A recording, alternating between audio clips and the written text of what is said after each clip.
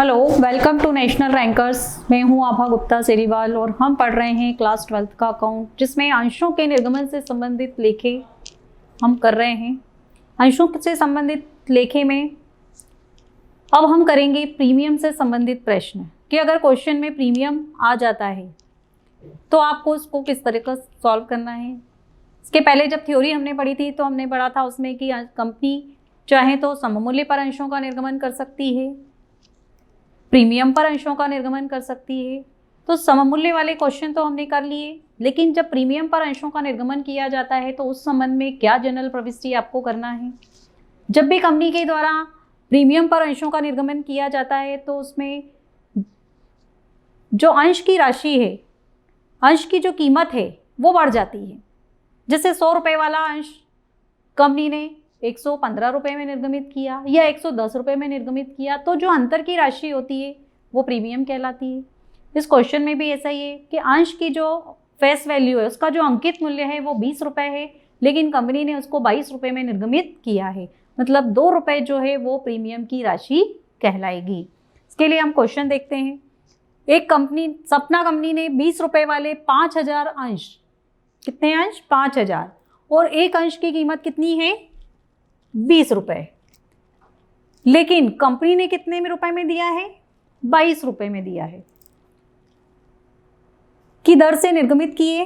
आवेदन पर 5 रुपये, आवंटन पर 12 रुपये, और ब्रैकेट में आपको दिया गया है प्रीमियम सहित। तो जो 2 रुपये राशि प्रीमियम की है वो कहां पर मांगी है कंपनी ने? आवंटन पर। प्रथम एवं अंतिम याचना पर 5 रुपये प्रति अंश राशि देय है। सभी राशियां यथा समय प्राप्त हो गई। सपना कंपनी की पुस्तकों में पंजी प्रविष्टियां कीजिए। तो सबसे पहले जो आवेदन की राशि है वो 5 रुपये वो कंपनी को प्राप्त हुई है, तो उसमें तो कोई प्रीमियम नहीं मांगा गया है।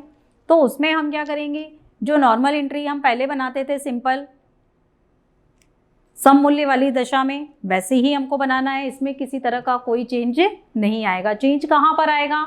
आवंटन की एंट्री करेंगे जब, क्योंकि कंपनी ने आवंटन की राशि के साथ ही प्रीमियम की राशि को भी मांगा है। तो अब हम सबसे पहले जर्नल एंट्री स्टार्ट करेंगे इन द बुक्स ऑफ सपना कंपनी। तो पहली जो एंट्री बनेगी हमारी वो बनेगी एप्लीकेशन की जो अमाउंट है वो रिसीव्ड होने की। उसके लिए bank account DR2 equity share application account.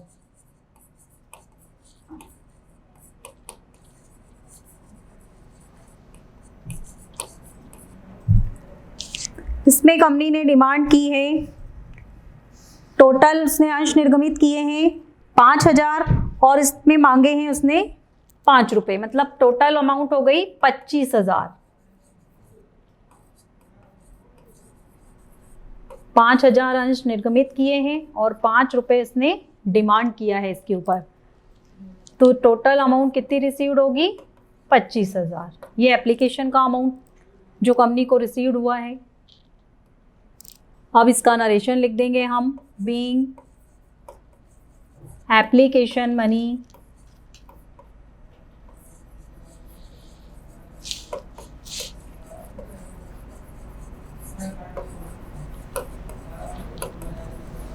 Received.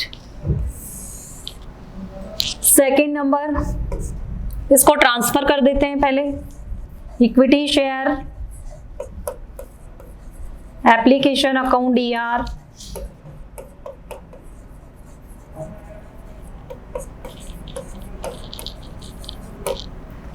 To equity share capital account.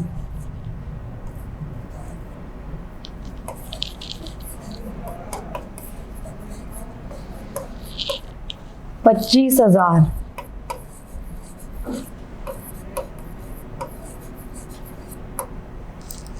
और नरेशन लिख देंगे, बीइंग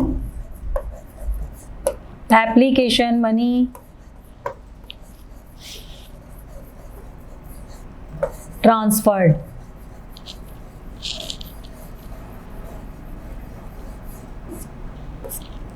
तो ये एप्लीकेशन से रिलेटेड एंट्री हमारी हो चुकी है। अब हम अलॉटमेंट की एंट्री करेंगे। अब अलॉटमेंट की एंट्री करने से पहले हम देख लेते हैं कि कंपनी की प्रीमियम की कितनी अमाउंट है और शेयर कैपिटल की कितनी अमाउंट है। टोटल उस पे मांगे हैं कंपनी ने 12 रुपये, 12 में से 2 रुपये प्रीमियम के हैं, तो शेयर कैपिटल कितनी है कंपनी की 10 रुपये। 5000 शेयर पर 10 रुपये के हिसाब से शेयर कैपिटल हो गई 50,000 और 5000 इंटू 2 रुपये के हिसाब से प्रीमियम की राशि हो गई 10,000 रुपये। तो इस तरह से टोटल कंपनी को कितनी मिलेंगे इस पर अलॉटमेंट पर 60,000 रुपये। 60,000 में से 50,000 उसकी शेयर कैपिटल होगी और 10,000 रुपये उसका सिक्योरिटी प्रीमियम रिजर्व होगा। तो पहले हम ड्यू की एंट्री करेंगे। Equity share allotment account DR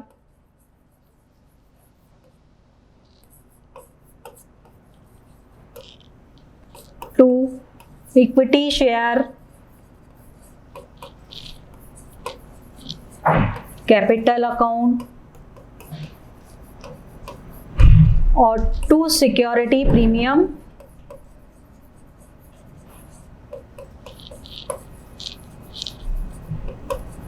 reserve account.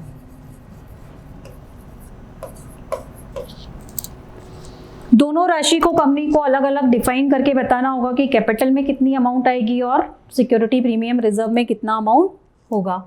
Total इधर हो जाएगा 60,000 रुपये और शेयर कैपिटल के अभी हमने जस्ट कैलकुलेट किए थे 50,000 और ये हो जाएंगे 10,000, तो कुल मिला के हो गए ये 60,000। Narration being allotment money due with premium, जो प्रीमियम की राशि है वो भी इसके साथ ड्यू हो रही है। ये एंट्री कंप्लीट हो गई हमारी। अब 4th नंबर पे कंपनी क्या करेगी, टोटल 60,000 रुपये रिसीव कर लेगी। तब हम इसमें अलग से सिक्योरिटी प्रीमियम रिजर्व हमको लिखने की ज़रूरत नहीं है क्योंकि एक बार हम उसमें ट्रांसफ़र उसको कर चुके हैं।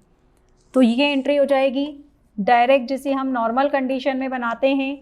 सम मूल्य पर जब हम लेखा करते हैं सिर्फ अमाउंट में चेंज आएगा to equity share allotment account. जो प्रीमियम की राशि प्लस करने के बाद अमाउंट है 60,000, वो टोटल 60,000 कंपनी को रिसीव्ड हो गए हैं, तो अमाउंट में लिख देंगे हम 60,000। नरेशन बीइंग अलॉटमेंट मनी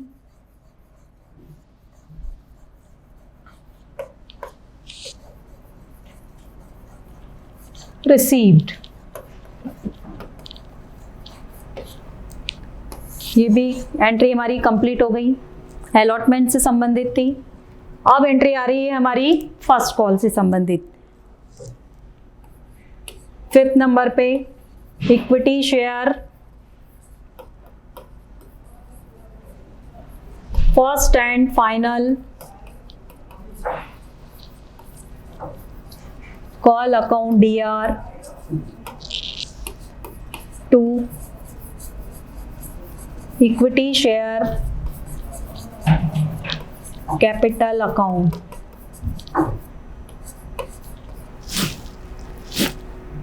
इस पे कंपनी ने फिर 5 रुपये मांगे जो बाकी के बचे। टोटल अंश की कीमत थी 22 रुपये।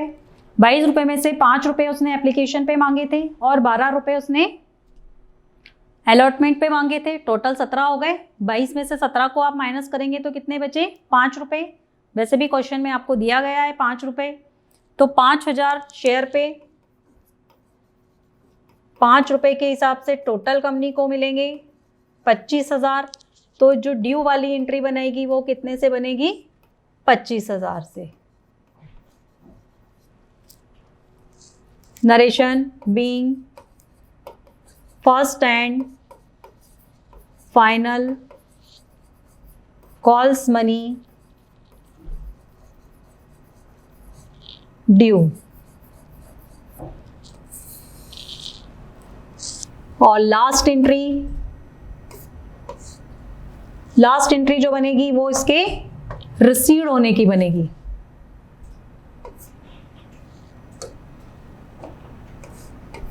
बैंक अकाउंट DR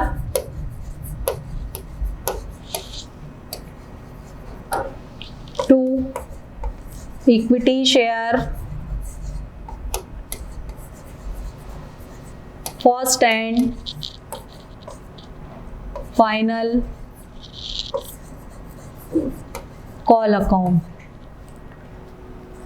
पूरी मांगी गई राशि कंपनी को प्राप्त हो गई है, तो बैंक वाली एंट्री में भी 25,000 आ जाएंगे।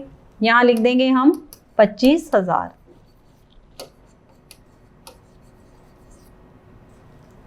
Narration being first and final calls money received.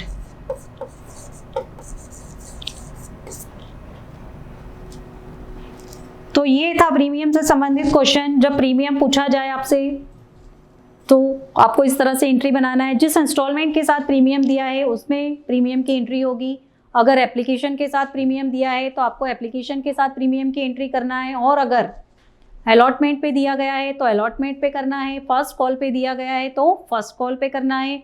और अगर कुछ ना दिया जाए, कभी कभी कुछ क्वेश्चन ऐसे आ जाते हैं जिसमें प्रीमियम की राशि का कंपनी ने कब मांगा है ये दिया नहीं जाता, तो ऐसी दशा में हम ये मानेंगे कि आवंटन के समय कंपनी उसको डिमांड कर लेगी, तो उस वक्त हम आवंटन के समय उसकी एंट्री कर देंगे।